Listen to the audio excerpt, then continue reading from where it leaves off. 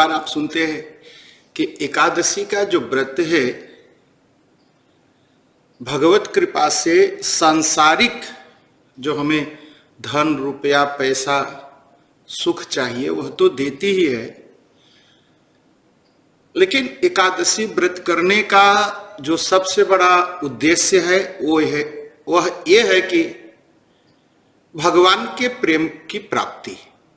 एकादशी का व्रत करने से भगवान के प्रति प्रेम हो जाता है, और भगवान ने कहा है कि जो एकादशी का व्रत करेगा उससे हम बहुत प्रेम करते हैं। तो एकादशी का व्रत करने से मुक्ति भक्ति सब मिल जाती है। आप बार बार इतनी एकादशियों का वर्णन सुनते रहते हैं, कथा सुनते रहते हैं, चर्चा होती रहती है हमारी आपकी। अब जो एकादशी आने वाली है उस एकादशी का नाम है पाप मोचनी एकादशी। जैसा इसका नाम है वैसा ही इसका काम भी है। यह हमको अनंत पापों से मुक्ति दिला देती है। अब कहेंगे हमने कौन सा पाप किया है यहां पर? देखिए, ऐसा तो कोई जीव नहीं है जिसका जन्म धरती पर है और उसने पाप न किया हो। हमारा जन्म ही हुआ है पाप के कारण। हमने पाप किया, उस पाप को भोगने के लिए इस धरती पर हम आए हैं। इन सारे पापों से मुक्ति मिल जाए उसीलिए भगवान के नाम का जप, एकादशी व्रत, प्रदोष व्रत, शिवरात्रि, महाशिवरात्रि, नवमी, महानवमी, ये सारे जो व्रत हैं ना, ये हमको मुक्ति प्रदान करते हैं हमारे अपने किए गए कर्मों से। हमको मुक्ति दिला देते हैं सारे व्रत। तो इन व्रतों को करना कैसे चाहिए, कब करना चाहिए? बार बार हर कथाओं में हम इसका जो है वर्णन, इसकी चर्चा आपसे करते हैं। तो अब आ गई है पाप मोचनी एकादशी।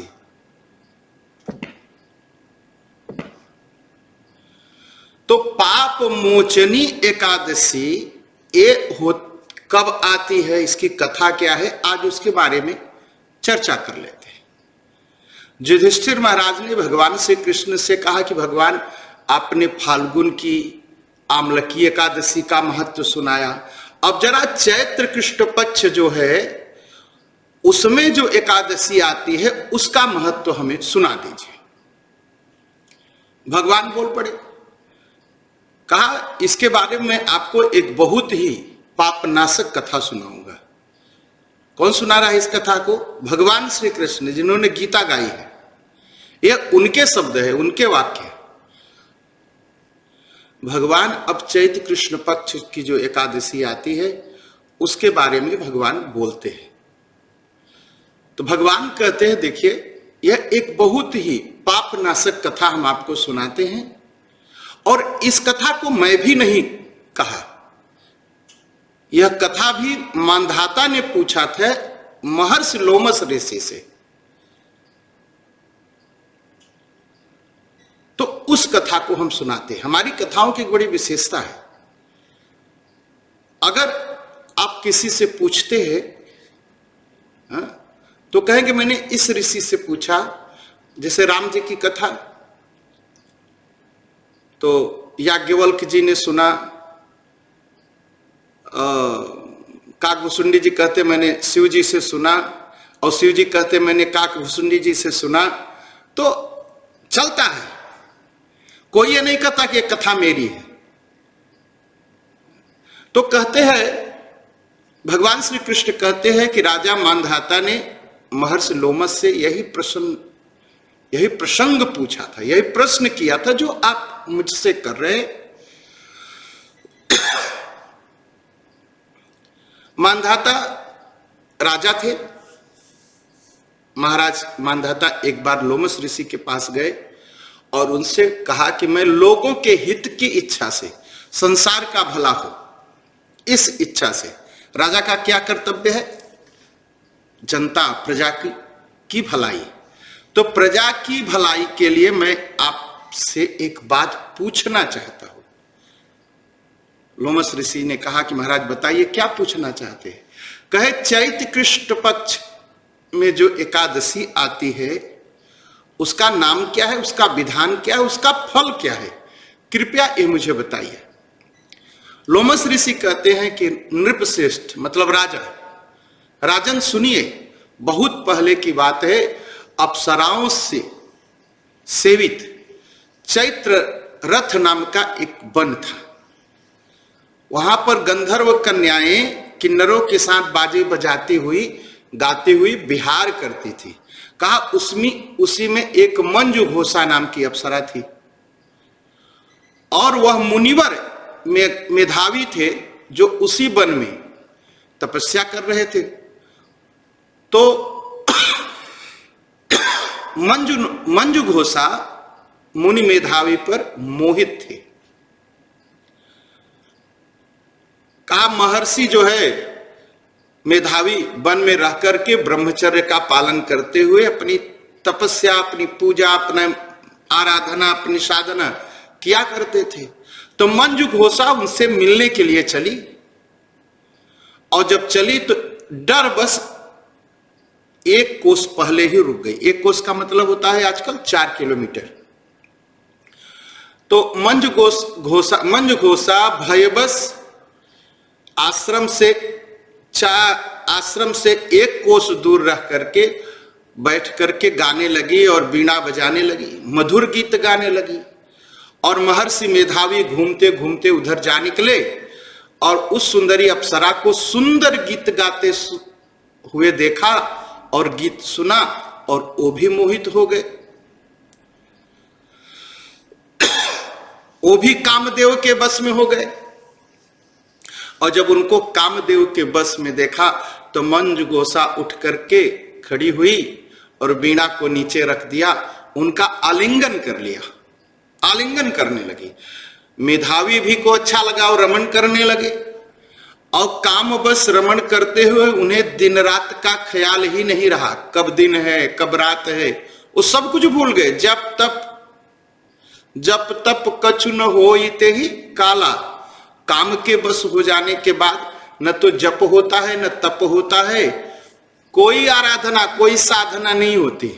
इसलिए जो साधक हैं, जो भगत हैं, उनको काम से बचना चाहिए, भोग से बचना चाहिए। अगर कहेंगे हम भोगी भी रहेंगे और योगी भी रहेंगे, नहीं हो सकता, दिमाग खराब हो जाएगा भैया। बहुत से लोग योग करते हैं ना और देखिए किस तरह टेंशन में, स्ट्रेस में बैठ करके जीवन बिताते हैं। तो भोग योग दोनों साथ नहीं चलता। तो मेधावी भी सारा कुछ भूल गए, एकदम भोग में लिप्त हो गए और दिन रात का कुछ ख्याल नहीं रहा। कुछ समय बीता, जब कुछ समय बीता तो मंजू घोषा जाने के लिए तैयार हो गई और मुनि मेधावी से कहा कि मेरा उद्देश्य था आपकी तपस्या भंग करने का, मैंने आपकी तपस्या भंग कर दी। अब मैं दूसरे देश मतलब अब मैं अपने देश जाना चाहती हूं, अपने लोक को जाना चाहती हूं, हमें जाने की आज्ञा दीजिए। मेधावी बोले अरे सुबह हो जाने दो, अभी तो रात ही है, सुबह होगी तो चली जाना। अप्सरा ने कहा कि अरे ब्राह्मण देव, अब तक तो न जाने कितनी संध्या चली गई, कितनी बार दिन हुआ, कितनी बार रात हुई। जरा सोचिए, ध्यान दीजिए, कितनी बार दिन हुआ, कितनी बार रात हुई। अप्सरा की बात सुनकर के मेधावी के नेत्र आश्चर्यचकित हो गए। कहा अरे मुझे तो लगा अभी दिन ही नहीं हुआ, अभी तो एक भी दिन नहीं बीता। तो उन्होंने बीते हुए समय का विचार किया और मंजू घोषा भी बोल पड़ी महाराज 57 वर्ष बीत गए भोग में। कितने वर्ष? 57। 57 कितना होता है? 5 तक यार बीत गए। अभी मेधावी मुनि को केवल रात ही लग रही थी, अभी एक ही दिन बीत रहा। भोग का समय इतना जल्दी भागता है ना, कि पता ही नहीं चलता, पैदा हुए, बड़े हुए, भोग में लग गए, जीवन बीत गया, समय बीत गया, पता ही नहीं चलता, समय भाग जाता है। और देखता हूं जब लोग जप करने बैठते हैं 10 मिनट बाद पैर में दर्द हो गया, चिंता करने लगते हैं, अरे कब खत्म होगा।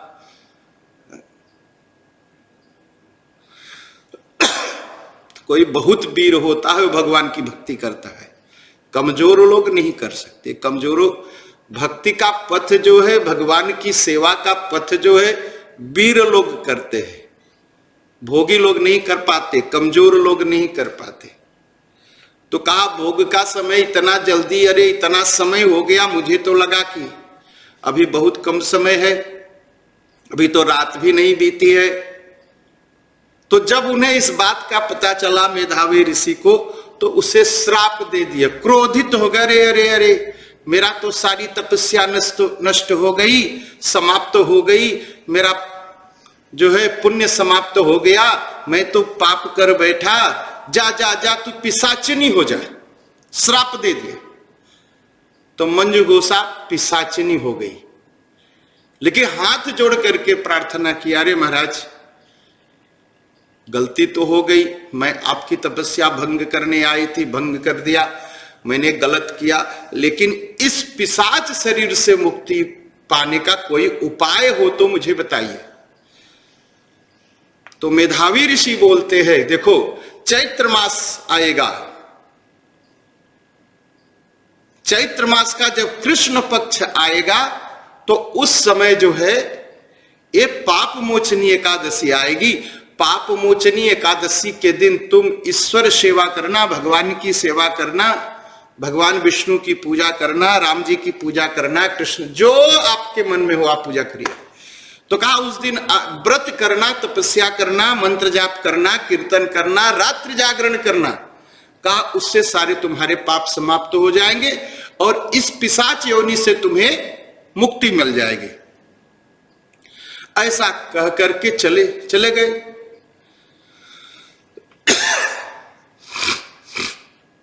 तो मेधावी मुनि भी अपने पिता के पास आए। उनके पिताजी का नाम था च्यवनप्राश, उनके पिता के नाम था च्यवन।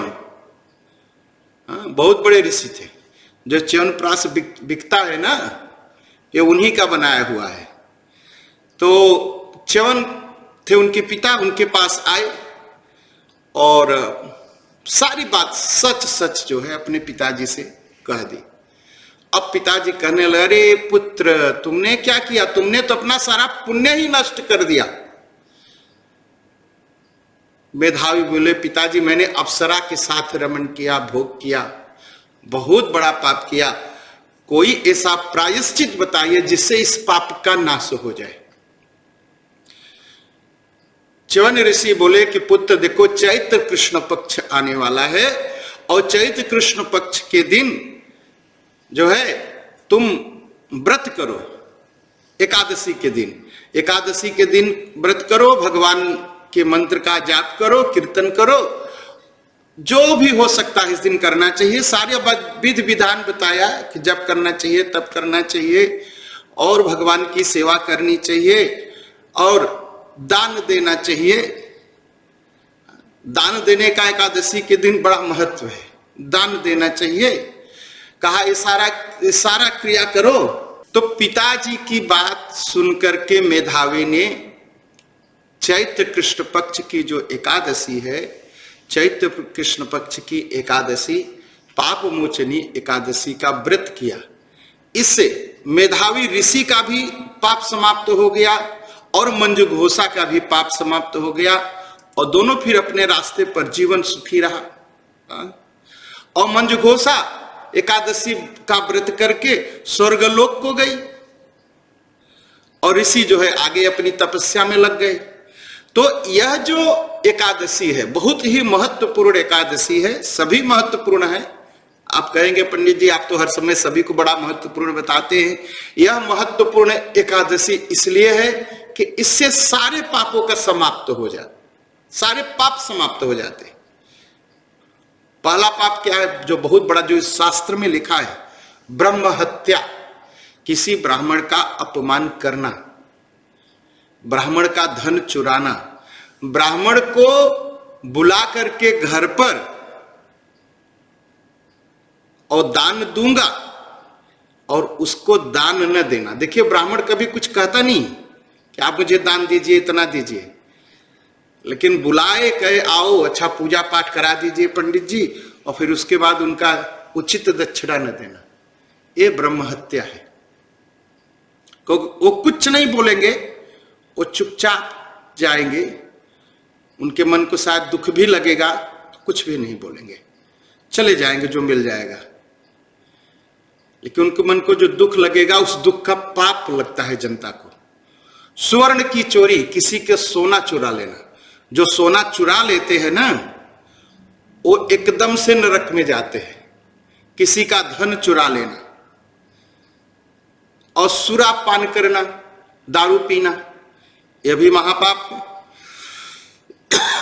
अब कुछ लोग बहस करते हैं दारू क्या है, ये तो फलों का रस है, सड़े हुए फलों का रस है। थोड़ा ये शब्द भी आगे लगा के बोलिए, सड़े हुए फलों के रस को सुरा कहा गया, दारू कहा गया। और दारू जितनी बुराइयां हैं उन सबकी मां है दारू, इसलिए इससे बहुत बच के रहना चाहिए। यह बड़ा पाप है, ते महापातक है, इन सब से बच के रहना चाहिए। अगर हो गया है तो एकादशी आएगी 25 तारीख को। कब आएगी 25 तारीख को? 25 मार्च को पाप मोचनी एकादशी है। 25 मार्च को पाप मोचनी एकादशी है। आप उस दिन व्रत करिए। 24-25 की जो रात आएगी, उस रात में एकादशी 12 बजे रात के बाद 12:30 से एकादशी 12:30 पर जो है एकादशी शुरू हो जाएगी। तो 25 तारीख को सुबह उठिए, संकल्प लीजिए कि हाथ में जल लेकर के स्नान इत्यादि करने के बाद हाथ में जल लीजिए कि भगवान मैं अपने सारे पापों के नाश के लिए आज मैं पाप मोचनी एकादशी का व्रत कर रहा हूं। मैंने किसी को कटु वचन कहा हो, किसी ब्राह्मण का अपमान किया हो, कभी हो सकता है सोने की चोरी की हो, धन की चोरी की हो, कुछ भी पाप किया हो, वो सारे पाप समाप्त हो जाए, इसलिए हम आज एकादशी का व्रत कर रहे। ऐसा कह करके जल जो है नीचे छोड़ दीजिए, भगवान को प्रणाम करके भगवान के मंत्र का जाप करिए, गुरुदेव के दिए हुए मंत्र का जाप करिए। भगवान की जितनी आपको उचित लगे, जितना आप कर सकते हैं व्रत पूजन करके पूरा दिन व्रत रखिए। और अगले दिन मतलब 26 तारीख को पाप मोचनी एकादशी का पारायण होगा। मतलब व्रत तोड़ेंगे। कब तोड़ेंगे? सवेरे 6:29 के बाद, शेष पर्यंत नहीं खनन तक के बाद, और 9 बजे से पहले इस बीच में व्रत को तोड़ेंगे। व्रत तोड़ते समय भी भगवान स्नान ध्यान इत्यादि करके भगवान की सेवा करके भगवान को धन्यवाद कहते हुए कि भगवान मैंने व्रत को आपकी कृपा से पूरा किया, मुझे आशीर्वाद दीजिए, अब मुझसे कोई पाप नहीं होगा, ऐसी प्रार्थना करके इस व्रत का पारण करिए। आपके जितने पाप हैं सब समाप्त हो जाएंगे। यह पूरे विश्वास के साथ भगवान की आराधना करिए।